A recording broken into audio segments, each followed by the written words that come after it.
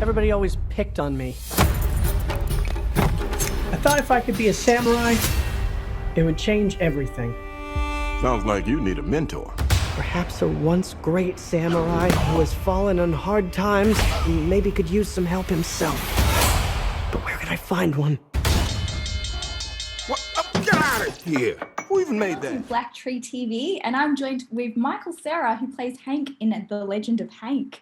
Lovely to meet you. First up, I would love to know, Hank is ultimately the underdog of the film and proves to anyone that you can do anything you put your mind to.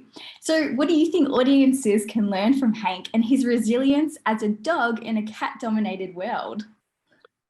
Well, I mean, I think that's a beautiful thing about Hank. You know, he's sort of got no qualifications at all to do what he wants to do, you know, but he has it in his heart.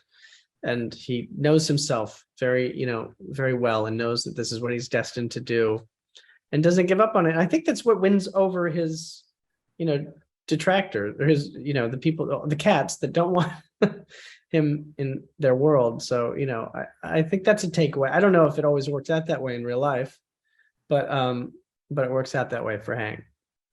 Yeah, definitely. Yeah. Next up, I've always wondered, Hank certainly does a lot of action scenes as a samurai, but for you, when you're in the recording studio and you're recording those action scenes, how do you get yourself in character to, express that through your voice? It's really hard work, that actually. I think that's the hardest thing about doing voiceover work is when you have to start doing all these grunts and fighting sounds, exertions. And, they normally save those for the end because you really have a chance of like blowing your voice out doing that. So they're like, let's do that at the end so that we get everything we need. And then we don't need you to have a voice anymore. And then we can blow your voice out and then you can just go deal with that.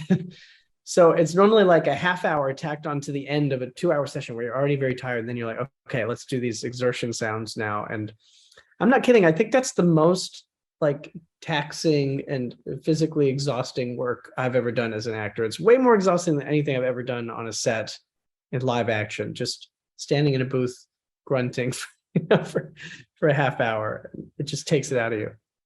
Wow, that's so intriguing. Yeah. Next up, Defend yourself. But what am I supposed to do with a stick? Lesson 1. It is not so important what you do as it is important that you do something. A warrior has cat-like reflexes. I'm not a cat, I'm a dog. Nobody's perfect. Wait, that music. Hey, this is the training montage, isn't it? Hey, can't we just skip ahead to the part where I'm good? No, this is my favorite part. The part where you suffer. next up, what skill set that Hank has do you wish you could have in real life as a samurai? Anything. I mean, I'm completely physically inept. So any one cool move of his, I would take. Even just doing a flip. Yep. Awesome. And then last question is, did you have to do any form of samurai training to better understand the role of Hank and his samurai journey?